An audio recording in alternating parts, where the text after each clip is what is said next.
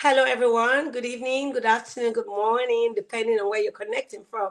Thank you so much for joining us on Making a Difference with Sandra Ukoh, our Monday evening show, 5 p.m. EST. I'm so excited to have everyone here. And we have our special guest today. His name is Richard Harden. But before I bring him on board, I'd like to introduce what the show is all about and my name. My name is Sandra Ukoh. I'm a Maxwell Leadership Certified Team member. I'm a coach, speaker, and trainer, a member of the Toastmaster, sales expert of over 20 years in the IT industry. I'm also a best-selling author. And today we have a special guest. And what's this program all about? Making a difference with Sandra Ukoh. I'm excited. We have got to make a difference in our lives, in our environments where we occupy.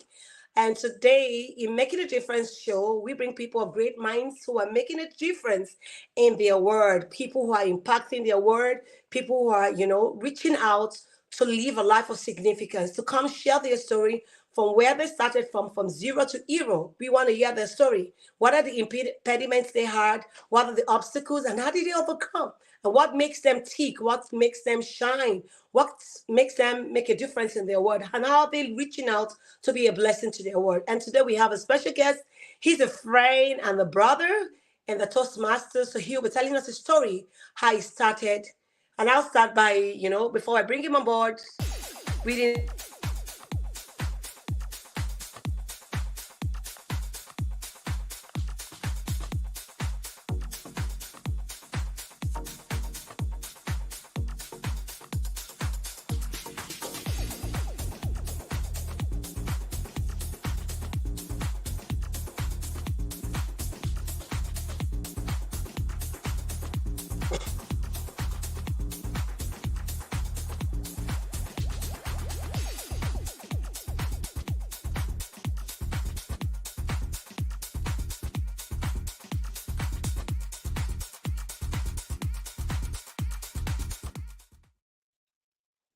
So welcome back, everyone. And I have our guest. His name is Richard Haddon. Richard Haddon was born and raised in Atlanta, Georgia. Richard received his formal training at Duke University, where he received dual degrees in electrical engineering and computer science. And after completing his formal education, he earned his real education from the UHK, the University of Hard Knocks. That's funny. Rhymes with his name. And during Richard's 20 years in the corporate journey, which includes experience with companies like AT&T, Equifax, IBM, Oracle, Salesforce, Mr. Harding discovered his superpower, understanding and assessing business to streamline processes and achieve more profitable outcomes. And in 2007, Richard co-founded Power Builders, a leadership development and a training company with his brother. Power Builders has provided training for thousands of individuals and has impacted their organizations through the application of entrepreneurial teachings, including marketing, customer acquisition, retention, cash flow management, asset accumulation, and focused follow-up. Richard is most noted for his charismatic personality, a dynamic and interactive training style, and a focus on engaging and entertaining audience as they learn. And as a speaker and a motivator, Richard was a semi-finalist in 2016 World Champion of Public Speaking. Awesome. He has achieved the highest level of achievement from Toastmasters International, and he is an active member of the National Speakers Association. Awesome. Audience from 20 to 20,000 have been motivated by his message. And Richard delivers have done leadership messages drawn from his own successful stories and business experience, not how to theories, but having hands-on real life scenarios. And today we have no other person but Richard Harden himself. I'll be bringing him up, and the next person you get to see is Richard himself. How Yes, are you, Sandra? I'm fine. I'm so excited to have you on this show this evening. So glad to have you. I'm excited to be here. Glad to be a part of making a difference. Thank you for having me. Thank you. And so I actually read your story, and I know that you're very very motivating. When I get to see you, I just laugh and smile because of the way you talk. And so today we want to just enjoy some of those experience, and that's why we brought you in here to speak and tell us. We want to hear your story from how you started life from zero to what you are now. And I know you've not gotten to your destination; you're still in the process. But can you share your story with us? Yeah, I'd love to. It's just sharing a portion of my journey thus far because I was actually sharing with friends a few days ago how it all started. Because I'll make the assumption that my story's not that much different than any of your audience out there, other than I decided to do some different things to get different results. Meaning, I went to school. I'm actually born and raised in Atlanta, where you and I met. So, for all the people that come to Atlanta, I'm one of the few people that was actually born and raised here. And I grew up with the traditional education system here, where they said you're supposed to go to school and get good grades so that you can go to college and you can get a Good degree job. and get a good job with benefits and live happily ever after. And Sandra, I did Yeah. all of the things the way they told me to do them, meaning I actually graduated at the top of my high school class. So for 4 years, they called me everything but my name: nerd, geek, bookworm, mathlete, everything they could call a person. They called me those things. Oh, But then the so I last, bet my twin. That's what they called me. but then the last day, they called me valedictorian. So I knew that when I graduated from Frederick Douglass High School here in Atlanta, that I'd learned everything the Atlanta public school system intended to teach me. And they gave me an academic scholarship to Duke University. So I went to Duke and the double major. So I started off electrical engineering, computer science, and I got both of those degrees done in 4 years in a hurry to get into the workplace. Because the one thing that most people don't know about my wife and I, Nikki and I, have been married. This is 28 years. But our first daughter was born our freshman year of college. So she was a freshman here at Emory University. I was at Duke University. We're doing a long distance relationship. So I had a full scholarship, but also a full-time job. I was delivering pizzas no less than 30 hours a week for most of my college career. So the scholarship paid for the education, and the pizza delivery paid for diapers and daycare. Does it make sense? So when I finally graduated, because I'm not one of those people that'll say it was easy or that I recommend the path that we were on, but when I finally graduated and my only job was doing my job, I got into the workplace and realized that everything they told me didn't get me what I wanted. Meaning, I wanted to be successful, I wanted to be wealthy, and I was working in and around all of these multi-billion-dollar companies, just hoping to keep my job. Does that make sense? They do. And so I just found myself in one of those days in a moment of frustration driving around 285. Well, your audience might not know this. 285 is the highway that goes around the city of Atlanta in a circle. Yeah. And I had this vivid visual image of all the brake lights in front of me and all the people going around and around in the same circle, not getting what they wanted, and said, what if I could do something different? And back then, now this will date me, meaning I was born in the late 1900s. So my car had audio cassettes. And I remember picking up one educational cassette series. Back then it was Tony Robbins. You're familiar with him? Yeah. Giant. I mean, he's literally a giant. I met him a couple of times in real life. He's 6'5", so Yeah. he's big and loud and charismatic, but he was talking about being able to unleash the power inside you. And that's what I felt. I felt like there was something inside me that I was here that was bigger than watching all these people's brake lights on 285. And, from that time, I just had a concept of, rather than wasting my time, because that's what I was doing at the time. I was listening to whatever was on the radio or sports talk radio. If I'm going to be in traffic and if I have to listen to something, I'm going to listen to something that builds me. So from Tony Robbins, I had so many just legendary speakers that I listened to. So Les Brown, the courage to live your dreams. I'm talking about cassettes now. Yeah. Remind me, Oh, for Yeah, I those of you do. that are listening that are from this new generation, a cassette tape is how we used to get portable information Yeah, in and use your hand the to turn car, it. rewind it. And you know, you listen to a cassette too many times when it wears out and just pops. Yeah, You can't hear anything doesn't anymore. work any longer. You have to But trash it. but so I had years of just using my car as an online university, meaning for everything I learned at Duke, I will never fault my school. They did a great job of preparing me for the workforce and teaching me a process for learning. But when it came to success, to goal setting, to finances, to money management, to relationships, is that university in the car and hearing things over and over on repeat. And then one thing that changed was I took so much in that I started having different things that I needed to say. Does that make sense? It Meaning does. my career. Like you got to think about the profession I'm in. I started off in consulting, technology.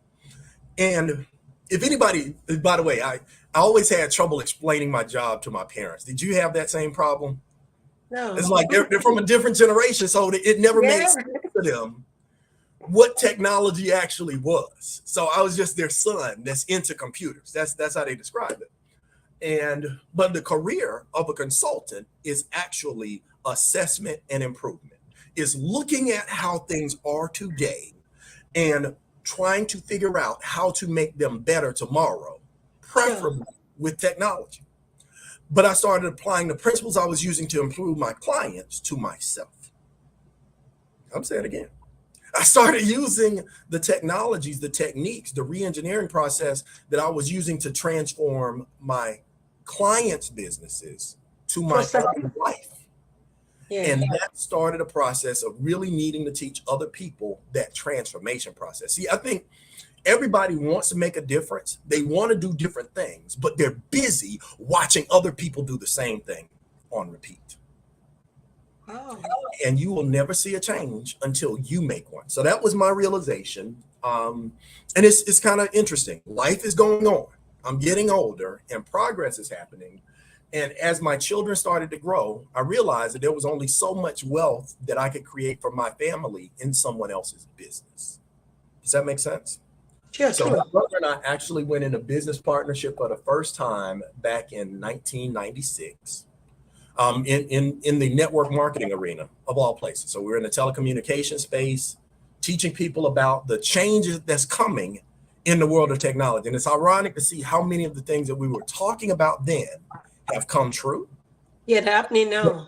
But during that process, I learned the other things that I didn't know, meaning turns out that all the laws of thermodynamics, the linear algebra, You and have to use them.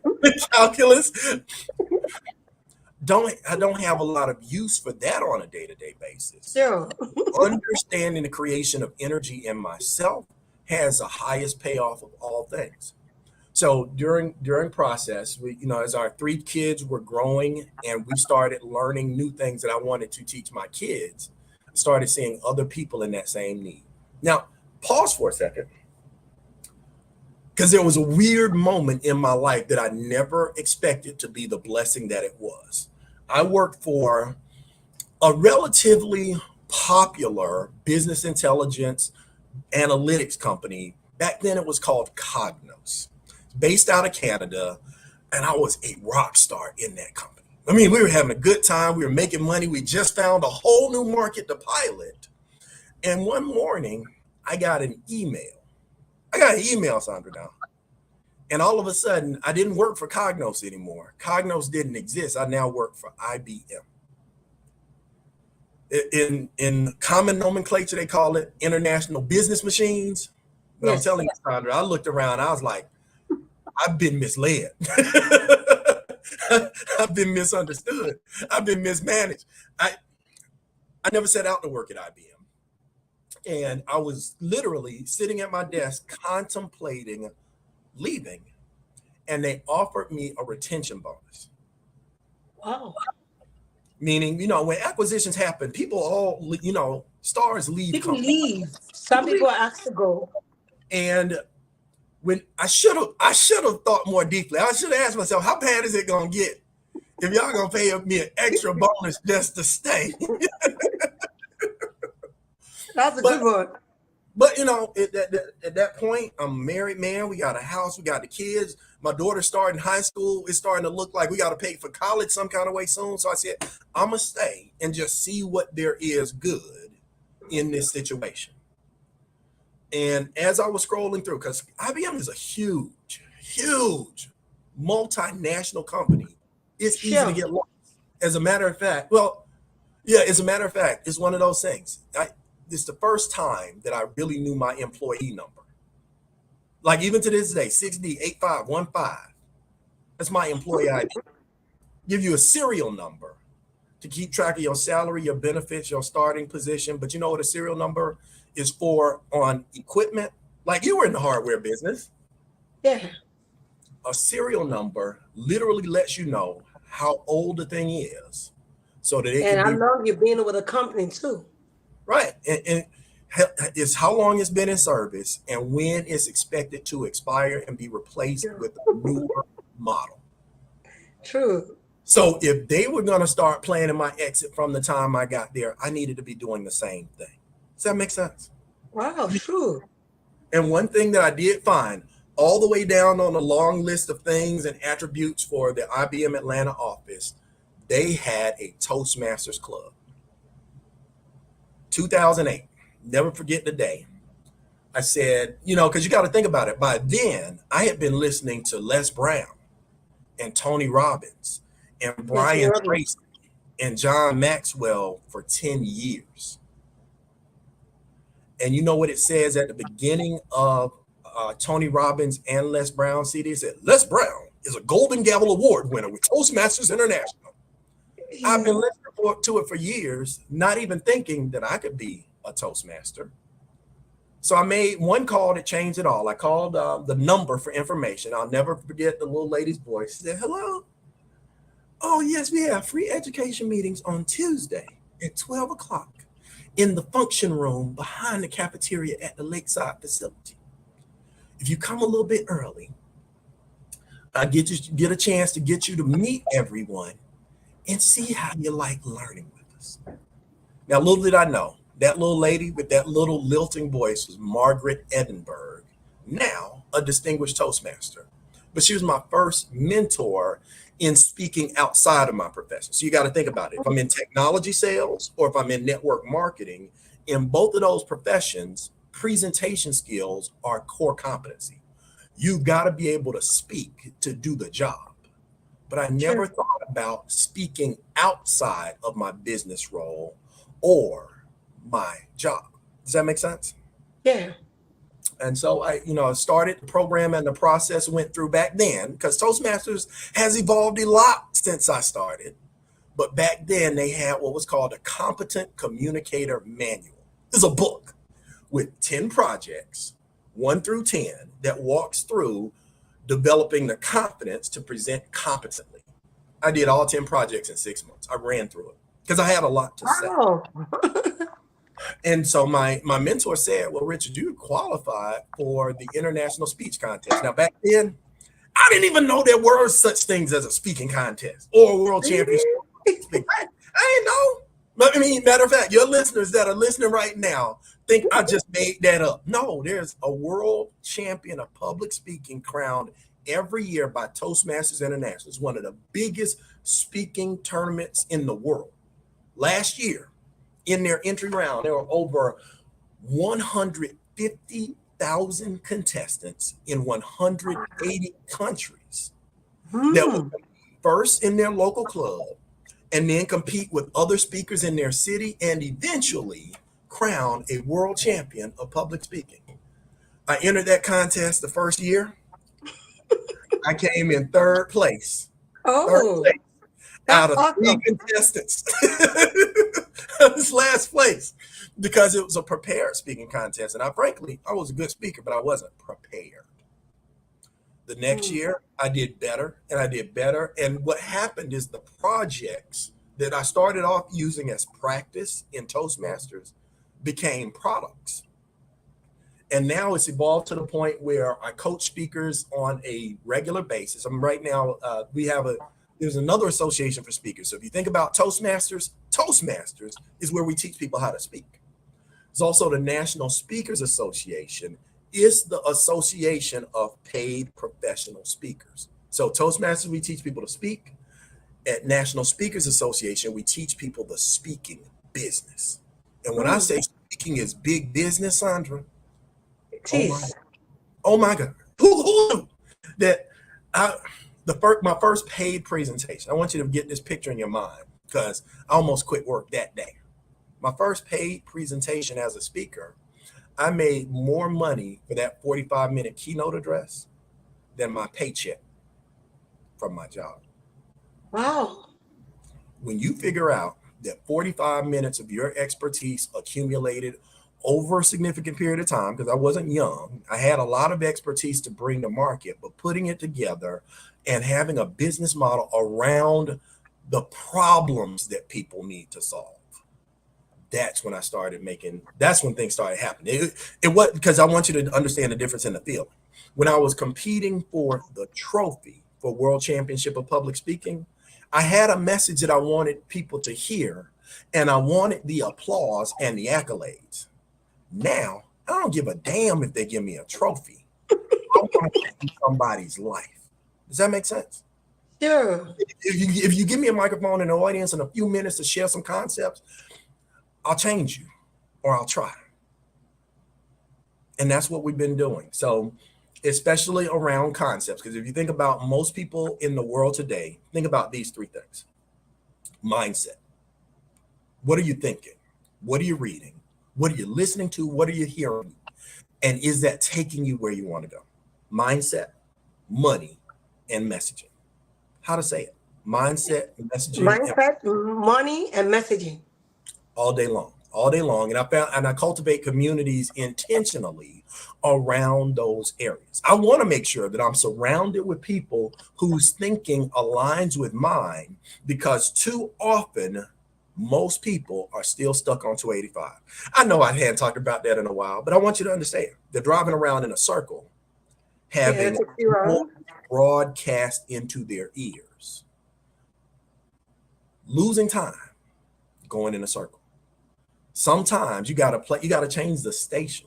You got to put something different on that'll uplift, that'll educate, that'll motivate, and drive you to change and create different results. Because your mindset, by the way, I'm sorry, I keep saying words like your audience hears from me all the time, but your mindset is kind of like this thermostat at the hotel.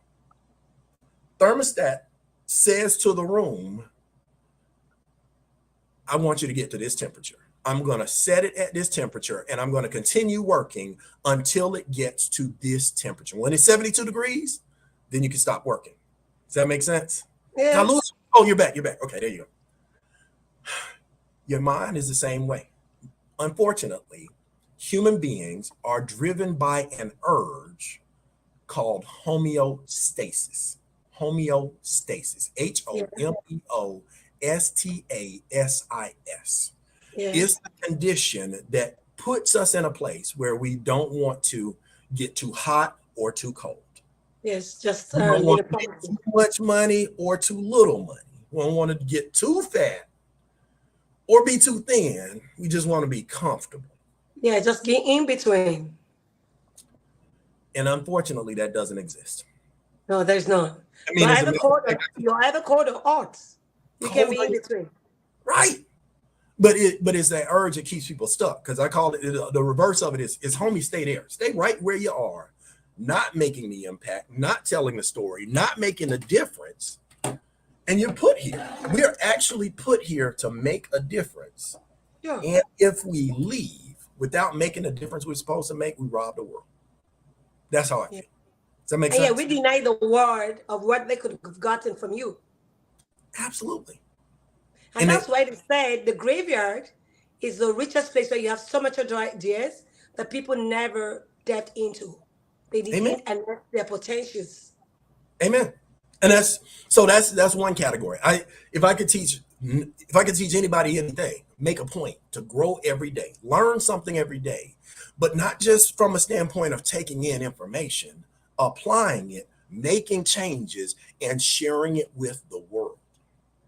Share it with the world. So set your mind, if you set your mind on anything, set it on abundance, set it on grace, set it on gratitude so that there's room to absorb everything that's happening out here in the world. Now, now second concept, this is something, again, when I talk about my education at the University of Hard Knocks, is when I realized that after Duke University, I was sitting around, I don't know about you, the day before my first job, I was nervous. And as a matter of fact, I was frightened. I was pulling out the textbooks and looking back through the equations, thinking they were going to ask me something about that at work. No. No, not at all. They would. You know what I think that after I sum it up, that higher education process was you really just seeing if you would show up enough and do what people told you enough so that if somebody hired you, you probably wouldn't mess up their company. Even if it was difficult, even if you didn't understand what you were doing the first day. But what I also recognized with all that education, I was underprepared to succeed financially, where financial success was one of the things I wanted the most. Does that make sense? It does. Man, think about even our curriculum today. I know when I was younger, there was a course called Home Economics, where they gave you this little checkbook, taught you how to cook some foods. It was wow. How to mend your clothes, how to do some home chores. And all of that was in one category, but that was only one class and it was not mandatory. But you got to think about how we live our lives. The economics are the biggest driving force. Your money dictates where you live, the quality of food you eat, the access you have to health care. It's a big topic. But most of us are not even taught to be in the right relationship with money. Meaning, check this out. They say time is money. You know that's the biggest lie we were ever sold. Time is money. Time is time. And money, time is much more replaceable. See, once you spend your time, it's gone. It's irreplaceable. Money can be replaceable. Money is not even real. Think about it. We're taught to trade our priceless, irreplaceable lives, one slice at a time, for a concept, a dollar bill. But here's what else they teach. That's a big lie, is we're taught to go to work for money. But and I don't want to get too deep on you scripturally, but biblically it says that money is a tool. Money is a poor master, but an excellent servant. Unfortunately, most of us are not even educated with the thought process that money should have a job, and its job is making money. Understand? I don't want anybody out there to feel judged. If you got a job, and that job earns money, it's a blessing. But that earned income status is not etched in stone. It should be a stepping stone so that every dollar you make, you find a way to put some of that back to work for you. Does that make sense? Yes, that's what you start talking about investment vehicles. Where can you put your money? Where can you plug your money to multiply? Where can your money go to multiply? Because you got to think about it. There's three primary streams of cash flow in the world. Now, cash flow is one of the topics I talk about when it comes to money, because it's a fundamental misunderstanding in our community. And when I was growing up, I was taught, I pretty much, by the time I graduated college, Sandra, I thought cash flow and income were the same thing. And they're not. See, income is measured in dollars, right? Yeah. It's a certain amount, whether it's $50,000, $10 an hour, or $400,000 a year. Income is measured in dollars. Cash flow and wealth are measured on the same scale. They're measured in time. So if we get caught up in the rat race, running around 285, make more money, get another degree, get another job, get another business, do hair on the side. We're caught up in this cycle trying to go fast, but the dollars are still going out faster. Turns out that in addition to making money, which I believe is important, don't get me wrong, making money is important. It is. But much more than making money. Well, making your money to work for you. Making your money work for you. And here's what happens for most people, because I actually worked with a community. I found a group of people that figured out, well, here's where the mass miseducation hypnotic narrative is failing us. Mass education, hypnotic. Here's what I want you to think about. Most people in America go to government sponsored school. Yes. True. From K through 12, they're taught a set of things that puts them into the workforce. Now watch where this goes. As soon as they do the things that they were taught for all 12 of those years, meaning go to school, get good grades, get that good job, every dollar that they earn is under attack. What do you mean, Richard? Well, think about it. When you have a job, I know what it was like for me. When I got my first job, Sandra, it was a rude awakening. I'm talking about rude, because I thought I had a $10 an hour job at the YMCA. I was a lifeguard. So I was teaching little kids to swim, and swimming was my job. Yes, $10 an hour. And I remember my first paycheck, $40, 40 hours times $10 an hour, I'm gonna get a $400 check. But I didn't. It was all this other stuff under my check. Social Security, FICA, Georgia. I ain't even ordered they didn't save any kids from drowning at the pool. Why did they get paid? Because I went to work. But that's how money works in America. If you got income, you got tax. So 33% of everybody's paycheck is gone before it ever gets to them. So you're thinking, that person is thinking, I made $100,000 a year. No, you got 67,000. But because so much was taken off the top, we are conditioned. We're conditioned to borrow money, right? If you want a home, you get a mortgage. You want a car, you need a loan. You got some students, they need loans. We're trained to go into debt for education. And so the average American, the next 1/3 of their income actually leaks out, not to the money they owe, not to the debt. It's the interest on the debts. Am I making sense? So now, even that 100,000 that you thought, 66,000 of it is gone. You got 33% left to live, and that 33% is still under attack. Big business. Like, they come with their advertising campaign. I swear, Sandra, there is a holiday for every pay period in the year. Meaning right now we're at the end of June and it's about to be the 4th of July, right? Sure. And watch, every 30 days, there's another holiday right behind it, because in August, you're going to have back to school. In September, there'll be Labor Day. You get to October, you got Halloween. November, there's Thanksgiving. December, you got Christmas. And then, oh, wait a minute, back around to January 1st, hey, Happy New Year. Then in February is Valentine's Day. In March, you got spring break. In April, you got Easter. In May, there's Mother's Day. In June, there's Father's Day. Oh, here we are back around 12 months. Oh my God, true. A reason to take your last dollar and spend it celebrating somebody else.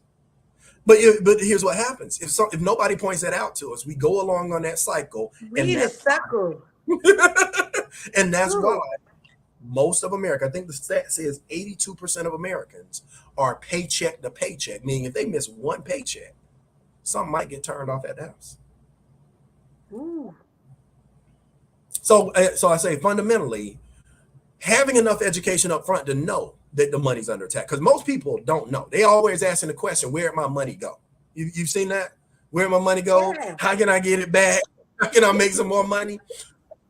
It's a subtle attack, and it's so ongoing that most of us are conditioned to just miss it and just think everything is normal, but that's not what we were put here to be. And so with our systems, I do make sure that people know at the end of the process, knowing is the beginning. Like in The Art of War, you familiar Sun Tzu? Yeah. He says, if you know your enemy and you know yourself, you can't be defeated in any battle. You can be. You're better prepared. Most of us don't know who the enemy is and find ourselves. Yeah, most of us find ourselves at war with ourselves. Yeah, so and the enemy within is actually simple greater things than that we can enemy do. out. Yeah, I was saying that the enemy within is greater than the enemy outside. Exactly. Inner me. enemy and inner me. Inside of If you. we can defeat, right, if we can defeat the enemy within, the enemy outside can do us no harm. But we got to be ready. Not at We all. got to have a Yeah. strategy to overcome what's facing us. So, and then when it comes to messaging, I'm obviously passionate about speaking. So we took, wait, let me rewind. Did we talk about mindset? Yes. We talk about money only a little bit because this is what I want people to know. And you can follow me or find me. I'm all over the place. Just Google Richard Harden This on is YouTube. interesting for me because we are talking about your story, but we've gone into talking about money. And I It have a happens. session I do every Friday on financial literacy. I think I would What have is to that? bring you back on that show because we are basically talking about where did Richard started, how did he find himself, how did he get to where he is right now, and now you spoke about three things: the money, the mindset, and I think we're moving on to messaging. Messaging, learning how to say it. See, our world, I feel like there's a deficit in our world of people communicating effectively. It's ironic. Like you and I are doing something that was science fiction when I was growing up, meaning we're looking at each other. You're in Maryland, I'm here in Georgia, and we're having a face to face conversation. Sure. And that used to be something that was on the cartoons that wasn't possible. But what I feel is that as our technology has evolved, our upgrades of our communication technology, our inner technology, has actually gone down. Meaning there True. was a projection at some point over the next 20 years, because the phone auto corrects where people won't actually know how to spell. Where True. because they're so enamored with the technology that's 6 inches from their face at all times, where they're texting people that are in the same building with them. And True. so for that next generation, I'm urging, because here's what happens when you take what should be a conversation that has faces and gestures and changes in voice and reduce it to just text, where now we lose the connection that should exist between human beings. I'm reminded of the Moravian study. It was a research scientist that was studying the impact in communication.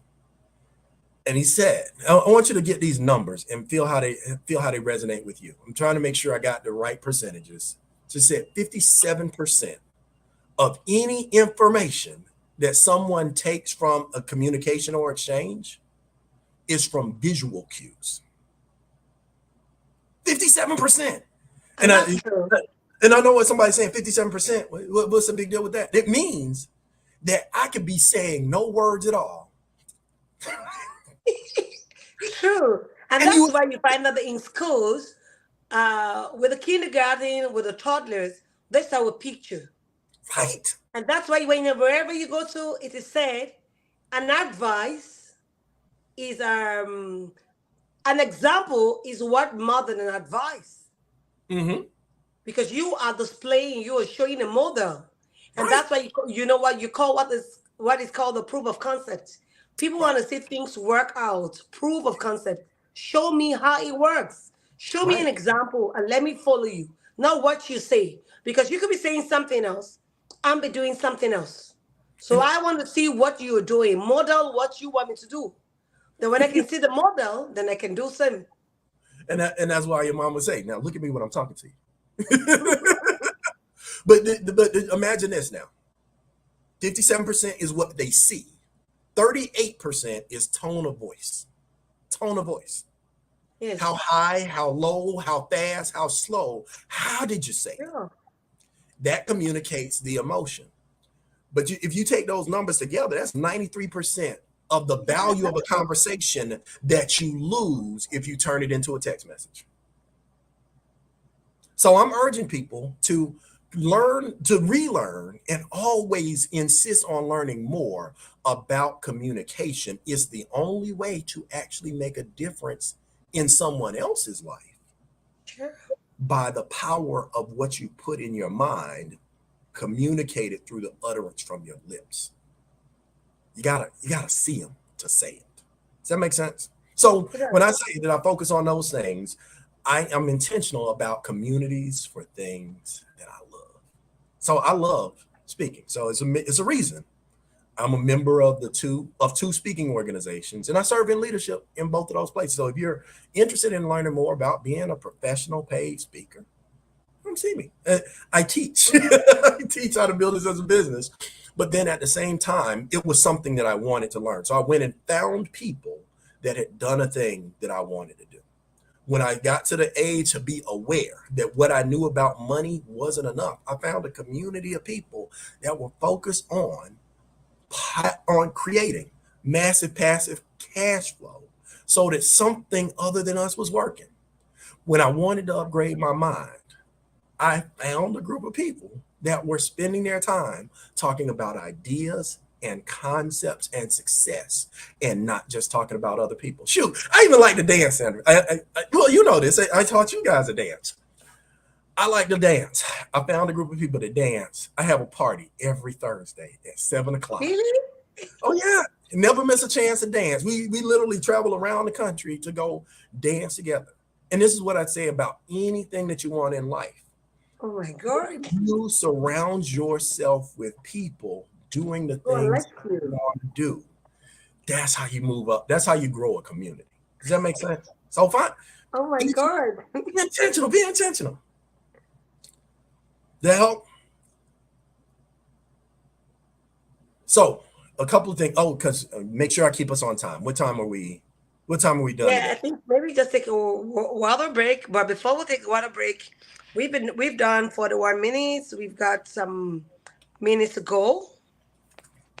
So I just want just a second. Are you thinking of how to publish your book on Amazon or how to get your published book to become an Amazon bestseller book? Dip Insight Books is the perfect in-between solution in transforming your ideas into a book. We can help you with all the complicated parts of publishing, such as process TO transformation. What we do: full manuscript evaluation, receive quality assurance edit, full copy edit and final proofread to remove spelling and grammar mistakes, oversee your cover design, create your interior layout, publish and distribute your book, lock down your marketing strategy. Ghostwriting, where there is no manuscript. Our goal is to help you publish your book promptly. Contact us today at 404-740-9091. Email us at info@dipinsightworld.com. To start the submission process, check us out at www.books.dipinsightworld.com and submit your details. You can visit our Facebook page at Dip Insight World. Welcome back. Just a Right. water break. Thank you. We're good to go. We have like another 15 minutes. 15 to 20, 17 minutes. No worries, no worries. So, and here are the things that I do want to make sure that we engender. Like I invite all of you, become a part of our communities. But the way that you make a difference is through sharing. Share this video with other people. But more importantly, share the concept. Meaning, if we think about what it takes for an individual, because you got to think about the world and the evolution that we're in right now. Like in life, I feel like you got two choices, right? We can either evolve or dissolve. Everything either grows and gets better with time, or it goes away altogether. And I was actually reminded on my journey over here today. Like, I don't know if are you familiar with the area where North Lake Mall is in Atlanta? Yeah, I do. So as I was driving over here, I was thinking about how much this area, which is, 5 minutes from my house, has changed in a very short time frame. Meaning, there used to be a business called Sears. Sears was the retail standard for the United States of America. Like what Amazon is now, Sears was for most of the past century, but now Sears is almost gone altogether. I don't get to see it again. No, it's not. Most of the Sears outlets and Sears stores have closed. I was also passing by. There's an AT&T facility right outside this building, all glassed up, because it was the home of the real Yellow Pages. Again, for those of you from a different generation, when you used to need to know the name of a business or to find a business number, there was a big yellow book filled with pages. Yeah, it's called a yellow page. and phone numbers. It's called the Yellow Pages. Things change. That model did not evolve and it's now dissolved. Even the word Yellow Pages for most people is unfamiliar. What else has evolved and dissolved? Do you remember Toys R Us? I don't want to grow up. I'm a Toys R Us kid. Then you remember the phone too. Right. We read the phone this way. And it's just one of those things where ongoing, we have a short period of time on this earth where we get to make our difference. Blockbuster Video, another one. You Be Kind and Rewind, right? You used to go to the store and rent video cassettes. Now you can push a button and anything that you wanted to rent can be downloaded to your device. Life is all about evolution. Here's what I find though, Sandra. People are always eager to change their technology and get the newest technology for their computer or for their phone or for their car. But the way that you upgrade this technology is through consuming new information, having new experiences, and making new applications. Does that make sense? It does. So that ongoing personal growth and development process, that's why Power Builders, this is probably an interesting thing. This is why Power Builders exists as our brand, meaning we believe fully that each and every person under the sound of my voice, and even the ones that can't hear me, have powers and abilities far beyond the things that they have expressed thus far in life.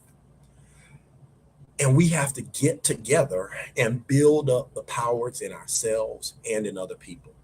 The power to change, the power to communicate, the power to build, the power to invest. All of these are powers, but they'll remain untapped until we bring them out. Does that make sense? Yeah. And it's the irony of ironies. My brother Chuck and I are 2.5 years apart. So Chuck Harden, they call him Hollywood because he's so fancy and flashy. Like that is a sharp dressed man. But when we were growing up, we thought we were middle class, right? Because we were in Atlanta. It's one of those things. In Atlanta, you don't know how much poverty there is in the world or how much wealth there is in the world. We made about the same amount of money as people around us, but our dad was an entrepreneur and a visionary.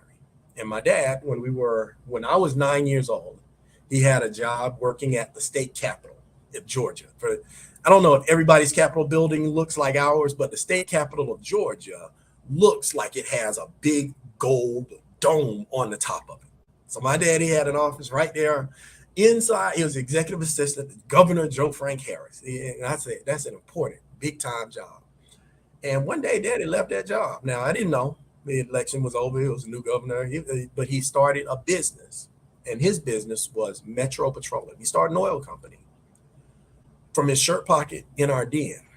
And he taught us the value of making investments, but having your number one investment being you. Yeah, no one can take that from you. And in that process, it kept us, even despite the corporate jobs and the relationships, always that entrepreneurial feeling where even if you work for somebody, this is what he said, even when you work for somebody, you're still the CEO of you. And your job is to build your brand as well, as strongly, and as consistently as possible. And I try every day to remind myself of the gift that Daddy left with us. Because, it's one of those weird things during this pandemic, life got strange, didn't it? We had about 3 years where nobody was going outside. No one was moving very much. And it was during that time that our dad actually passed. So he transitioned in 2020. But when I feel myself getting down, I can still hear my daddy's voice saying, well, you can do it. You can do it. And it's your job and it's only yours. Only you can do it. Just go find what else you need to know, what else you need to do to get the result that you should have.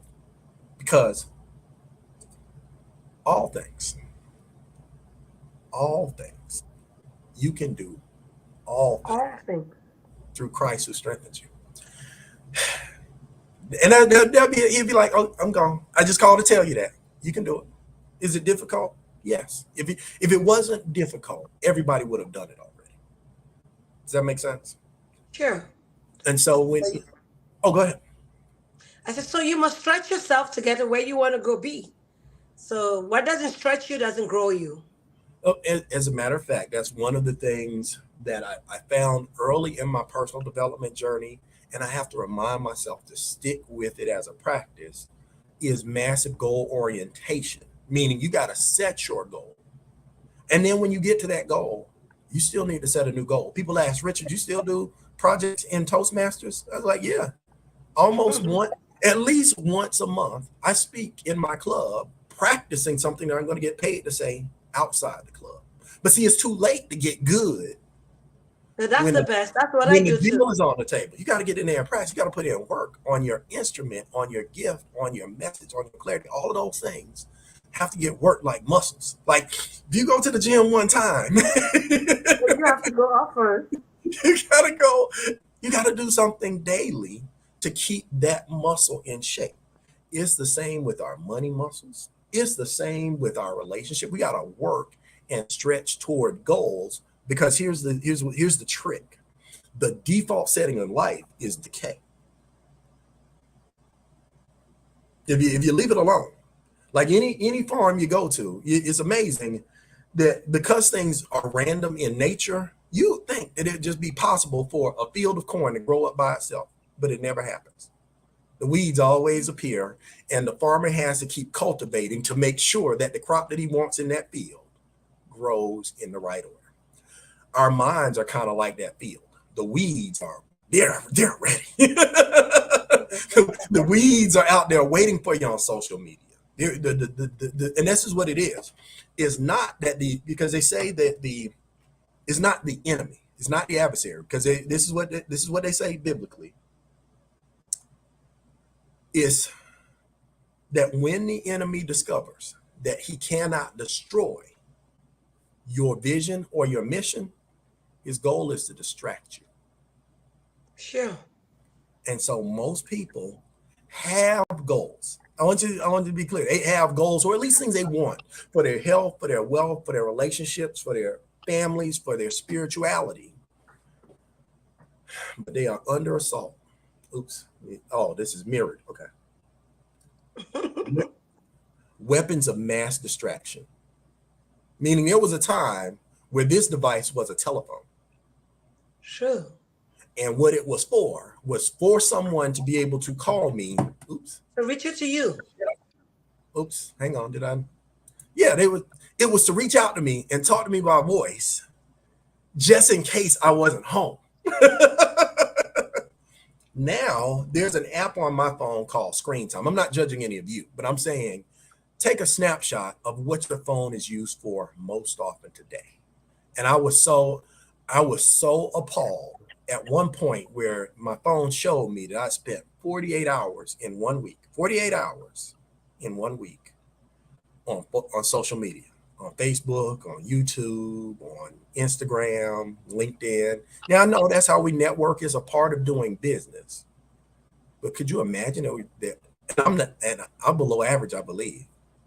But 2 days out of a 7-day week, couldn't that be more productively used to go to where we're going, to get our goals done, to get our needs met, to get the love that we need? But no, over here distracted, scrolling through faces. Because if the last book you read was Facebook, that's a problem.